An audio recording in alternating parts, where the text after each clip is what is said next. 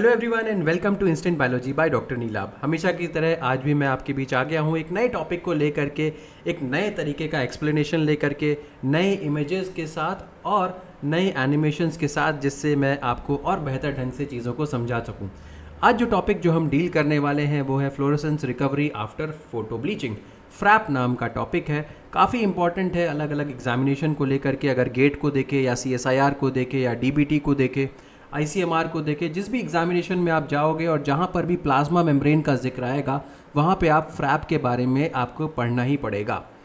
तो आज देखेंगे ये फ्रैप होता क्या है, इसका पर्पस देखेंगे, प्रिंसिपल देखेंगे, स्टेप्स देखेंगे, ऑब्जर्वेशन कैसे आती है उसको, उसके ऊपर क्या क्या CSIR के क्वेश्चंस आ चुके हैं उसको भी सॉल्व करेंगे। तो बहुत मज़ा आने वाला है, इस वीडियो में लास्ट तक ज़रूर बने रहिएगा मेरे साथ।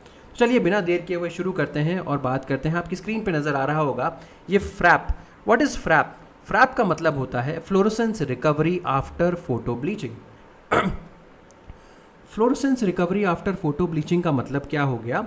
ये एक ऐसा मेथड है जिसका पर्पस क्या है, या बेसिकली हम इसको क्यों कर रहे हैं। This method is used to identify, या इससे पता लगता है lateral movement of specific plasma membrane proteins and lipids. क्या मतलब हो गया? अब लेटरल मूवमेंट का मतलब क्या हो गया? What does lateral movement mean? Lateral movement का मतलब ये हो गया कि एक ही लीफलेट में मूवमेंट, या तो वो अपर लीफलेट में ही हो या फिर वो लोअर लीफलेट में ही मूवमेंट हो, एक लीफलेट से दूसरी लीफलेट में ना हो, बस एक ही लीफलेट में मूव कर रहा हो, इसी को बोल रहे हैं लेटरल मूवमेंट। ठीक, अब लेटरल मूवमेंट को आइडेंटिफाई करने के लिए, लेटरल मूवमेंट के बारे में डिटर्मिनेशन करने के लिए, लेटरल मूवमेंट के बारे में पता लगाने के लिए, किसके लेटरल मूवमेंट के बारे में? Of proteins and lipids. ये मत सोचिएगा कि ये सिर्फ प्रोटीन्स या ये सिर्फ लिपिड्स के मूवमेंट को बताता है। It basically determines the movement of the proteins as well as lipids. तो सही चीज़ कहनी क्या हो जाएगी? अगर हम इसको बोलना चाहते हैं तो basically it determines the movement of the membrane components कहना ज़्यादा सही रहेगा, बिकॉज मेम्ब्रेन कंपोनेंट्स में हमारे प्रोटीन्स भी आ जाते हैं, हमारे लिपिड्स भी आ जाते हैं। तो इसी को मूवमेंट जो है दैट कैन बी क्वांटिफाइड, उसको क्वांटिफाई कर सकते हैं with the help of FRAP, fluorescence recovery after photo bleaching. चलिए अब आप अपनी स्क्रीन के ऊपर अगर गौर से देखें तो यहाँ पे एक डायग्राम मैंने बनाया हुआ है। This is a diagrammatic representation that basically tells you कि जो लेटरल मूवमेंट जिसकी हम बात कर रहे हैं, the lateral movement that we are talking about, उसका मतलब क्या होता है। Basically lateral movement is the movement within a leaflet. Suppose there is a phospholipid, red colour का हमने फॉस्फोलिपिड देख रहे हैं। Now this phospholipid is present in the upper leaflet, ये अपर लीफलेट में पाया जा रहा है। And suppose it is present at the third position. Initially ये किस पोजिशन पे पाया जा रहा है? Initially it is present at the third position. So if we can label it 1, 2 and 3. Initially it is present at the third position and now it shows movement and it now can be seen at the second last position. तो यहाँ पे position क्या हो गई? 1, 2, 3, 4, 5, 6, 7, 8। ये यहाँ पे 8th position पे आ गया। ठीक, this is called as lateral diffusion, lateral movement in one leaflet only, either in the upper leaflet or in the lower leaflet. Remember again I am saying that the lateral movement can be seen in terms of both proteins as well as lipids. ठीक, next अगर मैं बात करूं तो rate at which the membrane molecules move can be identified by diffusion coefficient. अब जिस rate से molecules का मूवमेंट हो रहा है, अब याद रखिएगा कि सारे के सारे मॉलिक्यूल्स जो हैं वो एक ही रेट के साथ मूव नहीं कर रहे होंगे। चाहे मैं लिपिड्स के बारे में बात करूं, प्रोटीन्स भी बहुत सारे तरीके के प्लाज्मा मेम्ब्रेन के अंदर होते हैं। ये सारे के सारे लिपिड्स या आपके जो प्रोटीन्स हैं ये सब के सब एक ही स्पीड से मूव नहीं कर रहे होंगे, या इनका डिफ्यूजन का रेट सेम नहीं होगा। अब ये कौन डिटरमाइन करेगा कि इनका डिफ्यूजन का रेट कितना है? ये डिटरमाइन करता है डिफ्यूजन कोएफिशिएंट। अब जिस भी सब्सटेंस का, जिस भी, जैसे लिपिड है या प्रोटीन है, for the matter of fact, इनमें से किसी का भी अगर जो डिफ्यूजन कोएफिशिएंट जो है अगर वो ज़्यादा होगा तो that thing will be showing more movement या मोर डिफ्यूजन। तो यहाँ पे कहने के मतलब ये है कि एक डिफ्यूजन कोएफिशिएंट का हमें पता लगता है with the help of this FRAP technique. FRAP technique quantify करती है मूवमेंट को या हमें बताती है about the diffusion coefficient of different membrane components. यही चीज़ मैंने यहाँ पे लिखी है बेसिकली कि नीचे आप देख सकते हो rate at which the membrane molecules move can be identified and that is identify via diffusion coefficient. हमें इस टेक्निक से डिफ्यूजन कोएफिशिएंट का पता लग जाता है and the molecules the things that are having higher diffusion coefficient will be moving more, the things that will be having lower diffusion coefficient will be moving less. तो ये चीज़ें कुछ यहाँ पे आपको समझ में आ गई होंगी। This is the concept, this is the reason why we perform FRAP. कोई भी टेक्निक अगर परफॉर्म करनी है तो उसके पीछे का रीजन पता होना चाहिए, कॉन्सेप्ट पता होना चाहिए। तो फ्रैप परफॉर्म करने का रीजन यही है, मूवमेंट ऑफ द प्रोटीन्स या लिपिड्स के बारे में जानकारी लेना। Let us come to the next point. अगर हम नेक्स्ट स्लाइड के ऊपर बढ़े तो आप देख सकते हो यहाँ पे it also the proportion of the molecules that are laterally mobile. अब जानने की ये कोशिश, समझने की कोशिश करिएगा, लिपिड्स आपके जो प्लाज्मा मेम्ब्रेन है it is made up of phospholipids as well as proteins. कुछ प्रोटीन्स इसमें से पेरिफेरल प्रोटीन्स होते हैं, some proteins are integral protein, some proteins are lipid linked protein, lipid anchored protein, बहुत सारे तरीके के प्रोटीन्स हैं, मल्टीपल डिफरेंट टाइप के लिपिड्स भी मौजूद हैं। अब क्या इनमें से सब के सब मोबाइल होते हैं? All of them are mobile? No, we can not say that. हम ये नहीं कह सकते कि इसमें से सब के सब मोबाइल होंगे, कुछ मोबाइल होंगे, कुछ इमोबाइल होंगे। तो ये भी पता करना कि कितना रीजन मोबाइल है, कितना रीजन इमोबाइल है, ये भी हमें फ्रैप टेक्निक से पता चल सकता है। We can identify the reason that is mobile, कितना परसेंटेज, कितना अमाउंट, कितना proportion of the membrane is basically mobile, कितना प्रपोर्शन जो है वो इमोबाइल है, इसके बारे में भी मुझे पता चल सकता है फ्रैप की टेक्निक से। अब जल्दी से डिस्कस करते हैं कि फ्रैप के स्टेप्स क्या क्या होते हैं। What are the steps of FRAP? सबसे पहला स्टेप की अगर मैं बात करूं तो cells are labelled with a fluorescent reagent. अब फ्लोरोसेंट रिएजेंट का मतलब क्या हो गया? What is the fluorescent reagent? Fluorescent reagent एक ऐसा रिएजेंट है जिसकी मदद से आप पूरे सेल की मेम्ब्रेन को क्या कर दोगे? स्टेन कर दोगे। अब फ्लोरोसेंट रिएजेंट में एक फ्लोरोक्रोम पाया जाएगा या फ्लोरोफोर पाया जाएगा। ये एक केमिकल होता है जो कि लाइट के कांटेक्ट में आने के बाद लाइट को एब्जॉर्ब कर लेता है और इसके बाद हायर वेवलेंथ की लाइट को एमिट आउट करता है। लोअर वेवलेंथ की लाइट को एब्जॉर्ब किया, हायर वेवलेंथ की लाइट को एमिट आउट कर देता है। This is the concept of fluorescence. Fluorescence कौन करवाएगा? फ्लोरोफोर करवाएगा। क्या होता है? केमिकल होता है। क्या करता है? लोअर वेवलेंथ ऑफ लाइट को एब्जॉर्ब करता है, हायर वेवलेंथ ऑफ लाइट को एमिट आउट कर देता है। इसी को हम लोग फ्लोरोसेंस बोलते हैं। आपने इसकी जो पहला पॉइंट जो था, यानी कि जो इसकी हेडिंग थी वो क्या थी? फ्रैप थी, fluorescence recovery after photo bleaching. तो जब तक हम फ्लोरोफोर से इसको स्टेन नहीं करेंगे तब तक हमें ये कैसे पता चलेगा कि फ्लोरोसेंस हो रही है या नहीं हो रही है? अभी तो हम रिकवरी की बात करेंगे आगे चल करके, बट उससे पहले हमें ये तो पता होना चाहिए कि फ्लोरोसेंस हो भी रहा है कि नहीं हो रहा है। And for doing the fluorescence करवाने के लिए हमें फ्लोरोफोर से इस पूरे सेल को स्टेन करना पड़ेगा। सेल को स्टेन करने से मेरा सिंपल सा मतलब ये है कि प्लाज्मा मेम्ब्रेन के सभी कंपोनेंट्स को स्टेन करना पड़ेगा, चाहे वो प्रोटीन्स हो चाहे वो लिपिड्स हो। अब अगर आप इंटरेस्टेड सिर्फ प्रोटीन्स के अंदर हैं तो प्रोटीन्स को भी कर सकते हैं, अगर आप इंटरेस्टेड सिर्फ लिपिड्स के अंदर हैं तो लिपिड्स को भी कर सकते हैं। अब सवाल ये उठता है कि सर अगर सिर्फ लिपिड्स को करना है या सिर्फ प्रोटीन्स को करना है तो स्टेन कैसे करेंगे, क्या तरीका है स्टेन करने का, इसको भी जरा जल्दी से देख लेते हैं। तो पहला आप ये स्क्रीन के ऊपर देख सकते हो कि सेल्स में जैसे कि लिपिड्स और प्रोटीन्स दोनों होते हैं। अगर हम चाहते हैं कि अपने लिपिड्स को सिर्फ स्टेन कर लें, किससे? अपने एक फ्लोरोसेंट रिएजेंट से इसको लिपिड को हम टैग कर लें या स्टेन कर दें। टैग कर सकते हैं, टैग कहना ज़्यादा आसान रहेगा। अब अगर लिपिड को आप चाहते हो कि टैग करो किसी फ्लोरोसेंट रिएजेंट से तो आपको क्या करना पड़ेगा? Phospholipids containing fluorescent substituents. तो यहाँ पे ऐसे फॉस्फोलिपिड, आपको फॉस्फोलिपिड कंटेनिंग फ्लोरोसेंट सब्स्टिट्यूएंट्स। तो अब आपको जो फॉस्फोलिपिड्स हैं, मेम्ब्रेन के ऊपर फॉस्फोलिपिड रहते हैं, मेम्ब्रेन जो है वो फॉस्फोलिपिड से बनी हुई है, तो ऐसे फॉस्फोलिपिड्स वहाँ पे हों कि जो फ्लोरोसेंट जो भी डाई है आपका उससे टैग्ड हो। तो आप जितने भी प्लाज्मा मेम्ब्रेन है उसके स्पेसिफिक कोई भी फ्लोरोसेंट डाई अटैच कर दीजिए उन प्लाज्मा मेम्ब्रेन के ऊपर।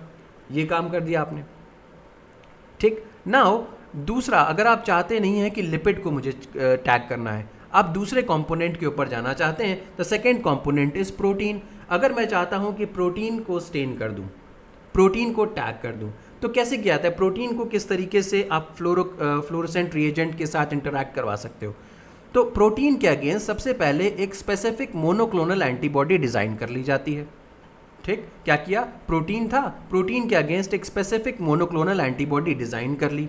अब ये जो मोनोक्लोनल एंटीबॉडी है वो उस प्रोटीन के एक्सोप्लाज्मिक डोमेन के ऊपर जाकर के अटैच हो जाएगी, और ये जो मोनोक्लोनल एंटीबॉडी है ये टैग्ड है फ्लोरोसेंट मॉलिक्यूल से। ठीक, क्या कहा मैंने? ये एक प्रोटीन है। अब सपोज करो ये एक प्रोटीन है, इस तरीके से मैंने बनाया, suppose this is a protein. ठीक, अब इस प्रोटीन के अगेंस्ट मैंने मोनोक्लोनल एंटीबॉडी बनाई, ये मोनोक्लोनल एंटीबॉडी यहाँ पे आके अटैच हो गई। अब मोनोक्लोनल एंटीबॉडी ही मैंने फ्लोरोसेंस मटेरियल से इसको टैग कर रखा था, तो ये टैग्ड है। अब ये क्या होगा? जैसे ही अटैच होगी प्रोटीन से जाकर के ये फ्लोरोसेंस देने लगेगी। अभी नहीं, जब हम लाइट इसके ऊपर, लेज़र उसके ऊपर डालेंगे तब की बात। अभी जैसे नॉर्मल कंडीशन में ये फ्लोरोसेंस देने लगेगी।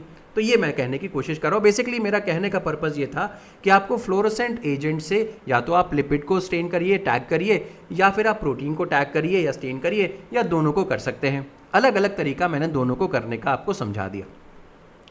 नाउ अगर हम ये डायग्राम देखें, ये डायग्राम लोडिश का है, मैं यहाँ पे लिख भी देता हूँ रेफरेंस के लिए। यस, तो ये डायग्राम लोडिश का है। तो यहाँ पे मैं आपको दिखाना चाहता हूँ कि यहाँ पे किस तरीके से किया गया। आप देख सकते हो कि ये एक पूरा का पूरा सेल था, यहाँ पे आप देख सकते हो दिस इज़ अ सेल। अब इस सेल के ऊपर इन्होंने प्रोटीन को टैग करने का डिसाइड किया हुआ है। तो ये जो ऑरेंज कलर के दिख रहे हैं, दीज आर मेम्ब्रेन प्रोटीन्स।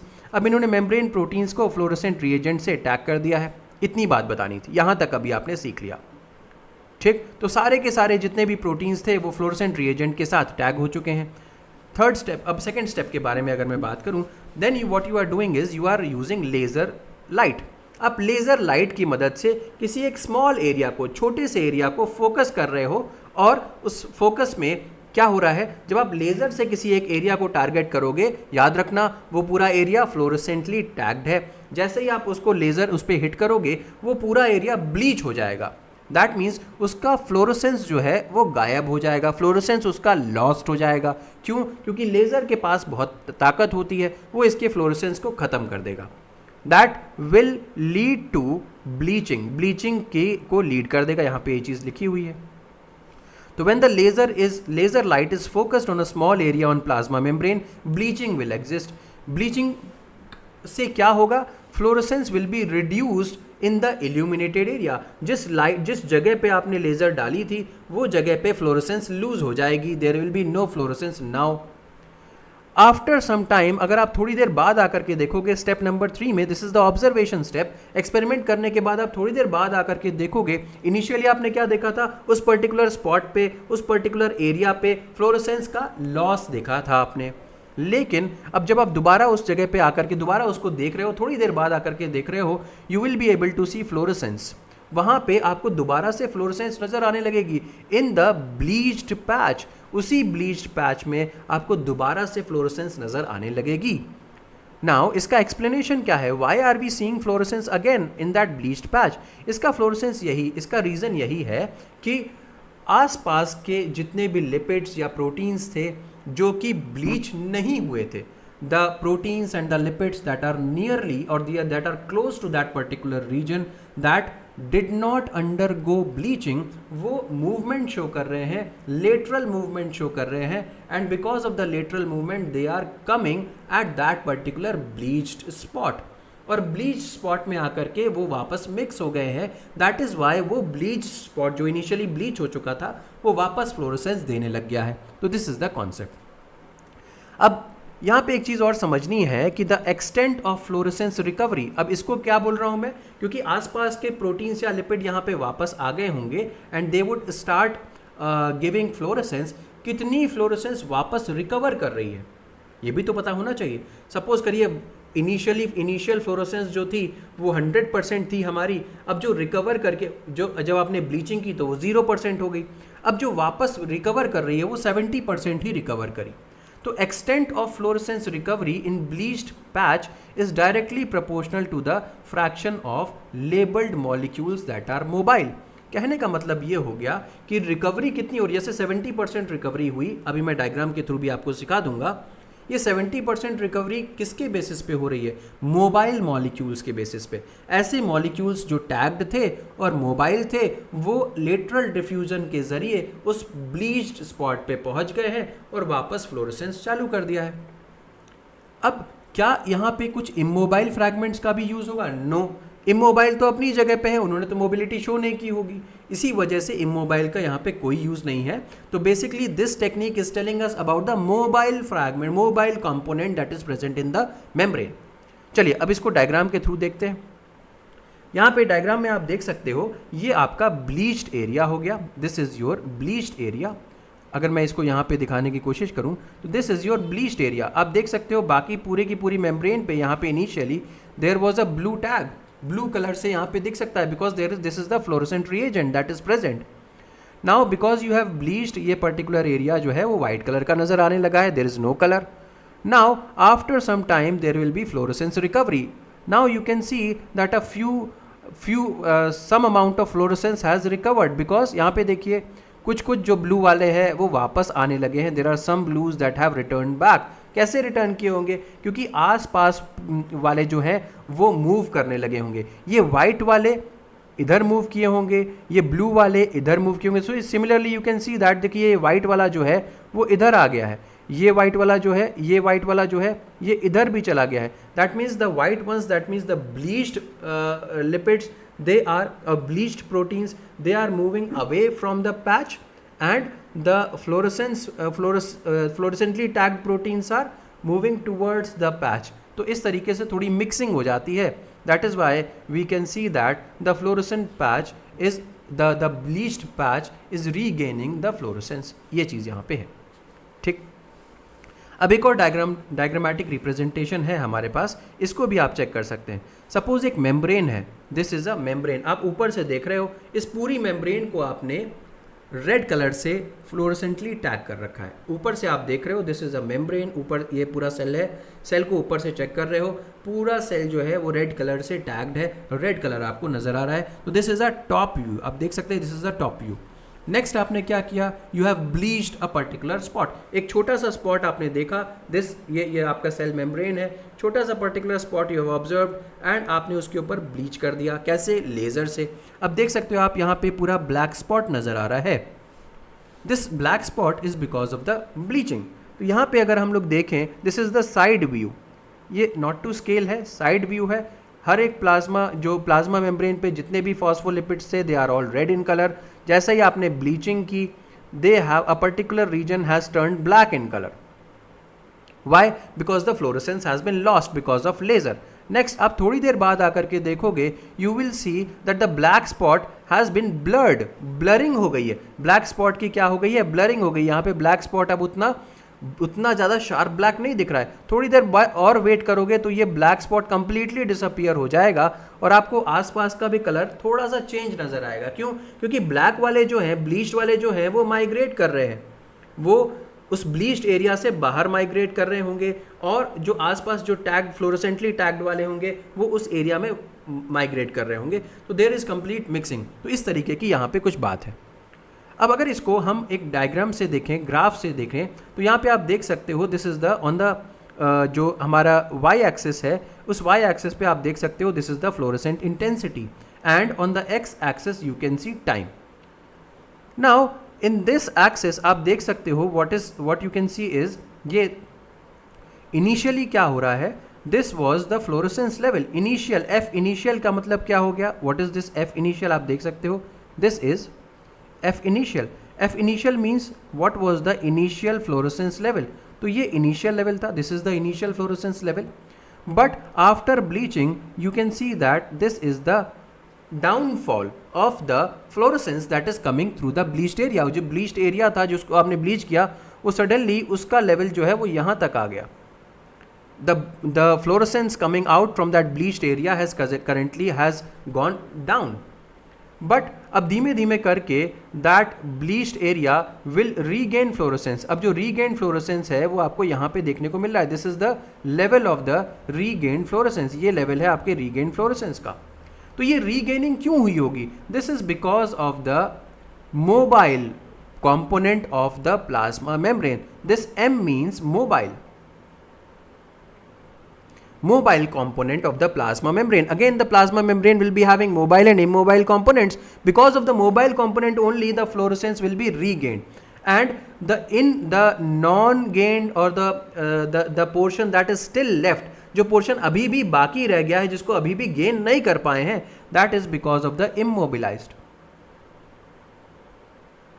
और that is because of the immobile part of that plasma membrane. जो इमोबाइल है, जो मूव ही नहीं कर सकता, उसकी वजह से ये एफ आई वाला रीजन है। तो आई जो एफ एम वाला रीजन है वो मोबाइल कंपोनेंट की वजह से, जो ऊपर रह गया है दैट इज एफ आई, वो इमोबाइल की वजह से है।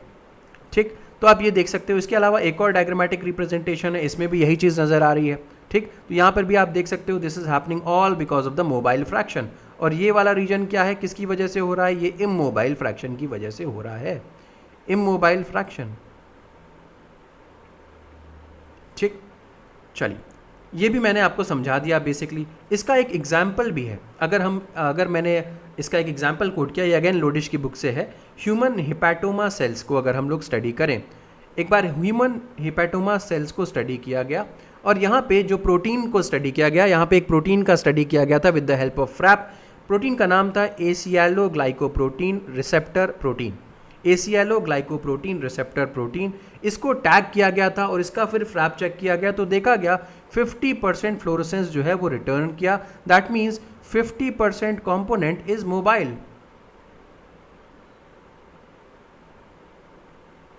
50%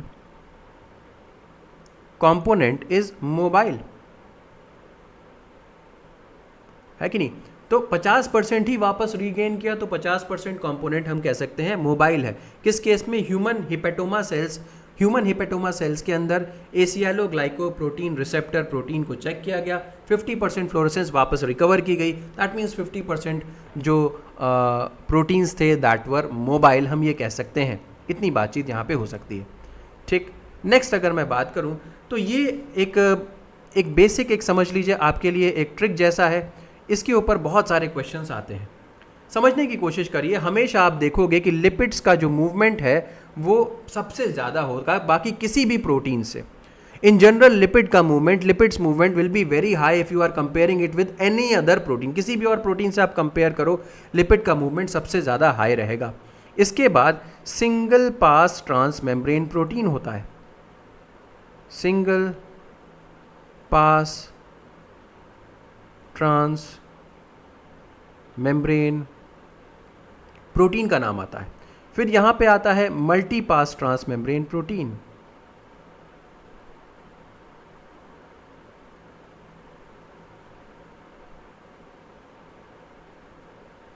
और फिर यहां पे आता है multi pass transmembrane protein plus cytoskeleton. अब साइटोस्केलेटन आपको पता है एक्टिन फिलामेंट हो गया, ट्यूबुलिन फिलामेंट हो गया, इंटरमीडिएट फिलामेंट हो गया।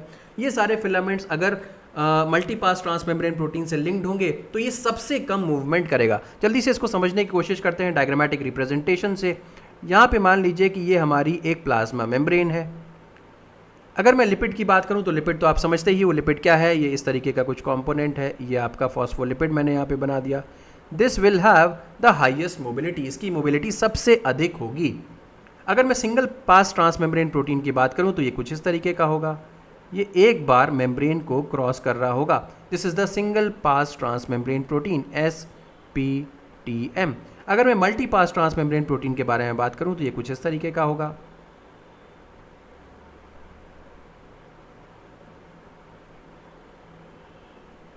कुछ इस तरीके से मान लीजिए 3 पास हो गया। मल्टी पास 3 बार इसने मेम्ब्रेन को क्रॉस किया, इसीलिए मैं इसको multi pass transmembrane protein कह सकता हूं।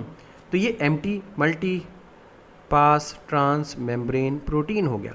और लास्ट वाले के बारे में अगर मैं बात करूं तो मल्टी पास तो है ही, it is multi pass, but it is also connected to the cytoskeleton. ये मल्टी पास तो है ही, साथ ही साथ साइटोस्केलेटन से भी कनेक्टेड है, कुछ इस तरीके से।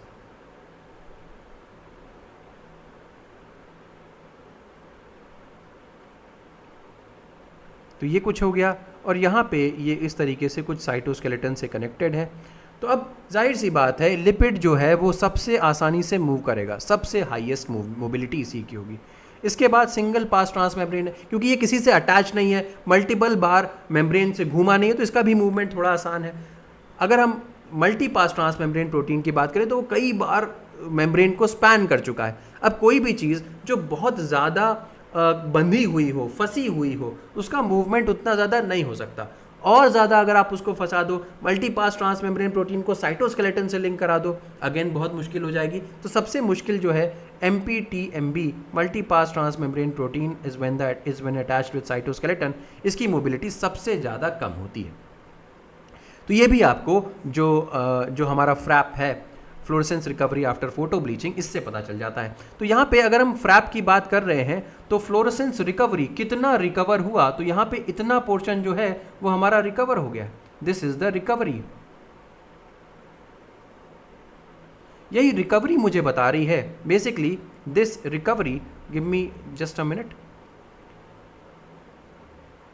यस, यही रिकवरी, मैं इधर हट जाता हूँ, यही रिकवरी मुझे बता रही, basically this recovery is telling me कि भाई आखिर कितना पोर्शन जो है वो मोबाइल है, how much portion is mobile, यही चीज़ मुझे बता रही है। मैं इसको अपने आप को बंद कर लेता हूँ, तो आप देख सकते हो कि यहाँ पे देख सकते हो आप कि रिकवरी पोर्शन जो है वो मोबाइल पोर्शन को दिखा रहा है। मोबाइल जितना है वो रिकवरी, जितना ज़्यादा मोबाइल होगा उतनी जल्दी रिकवरी होगी, जितना ज़्यादा इमोबाइल होगा उतना कम रिकवरी होगी, कुछ इस तरीके की बातचीत है। चलिए मैं वापस आ जाता हूँ।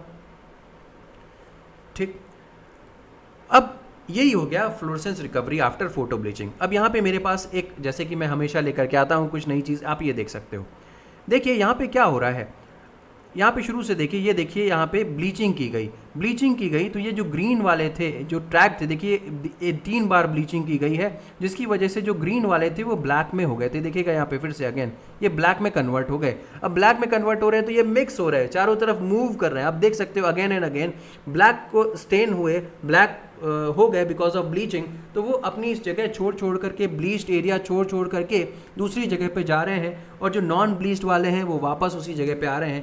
That is basically the principle of the FRAP technique. अब आ जाते हैं कुछ क्वेश्चंस के ऊपर।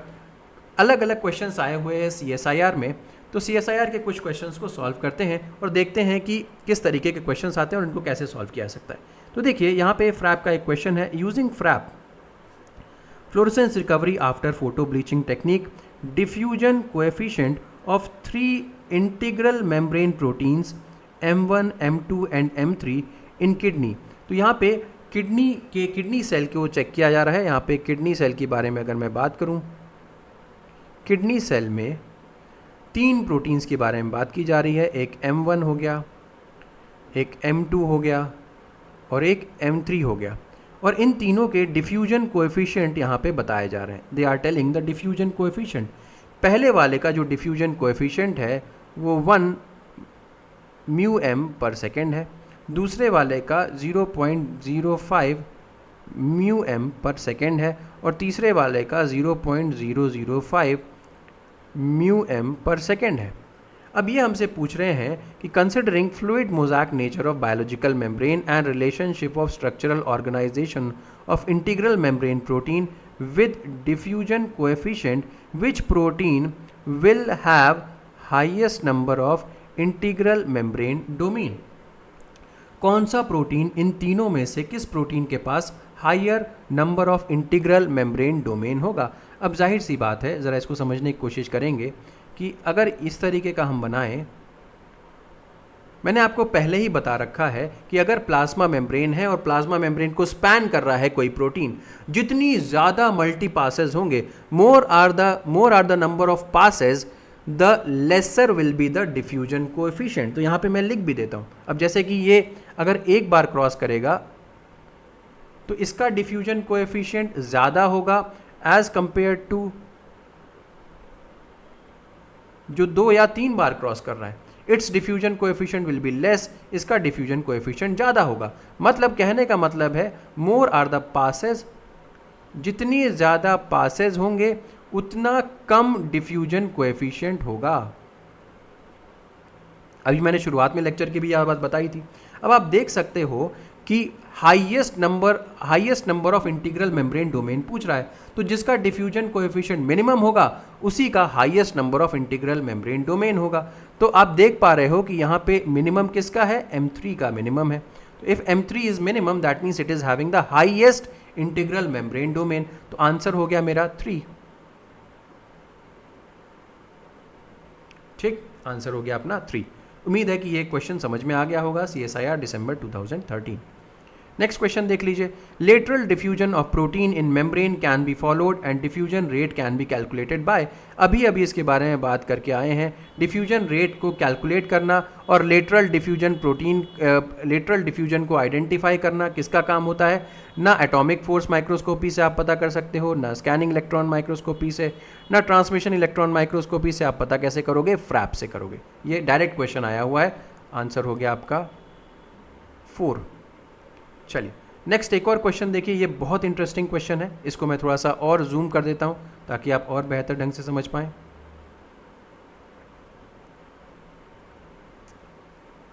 ठीक,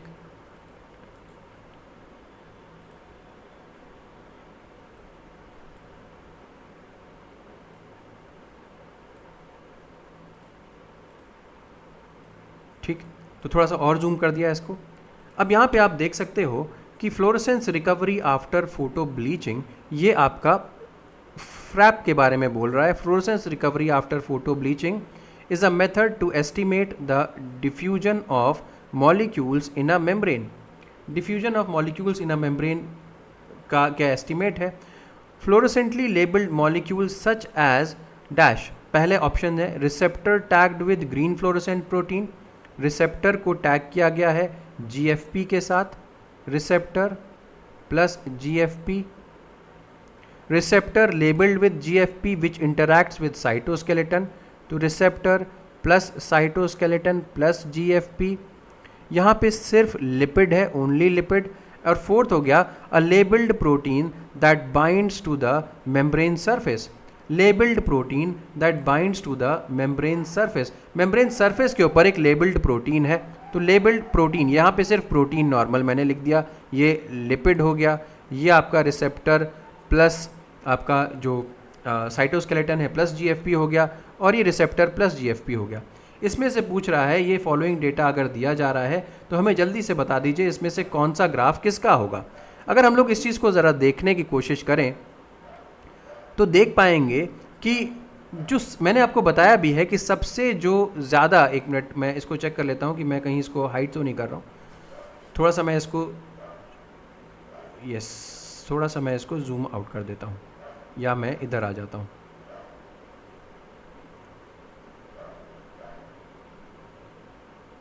ठीक, चलिए, तो मीनवाइल इसको इस तरीके से समझ करके देखते हैं।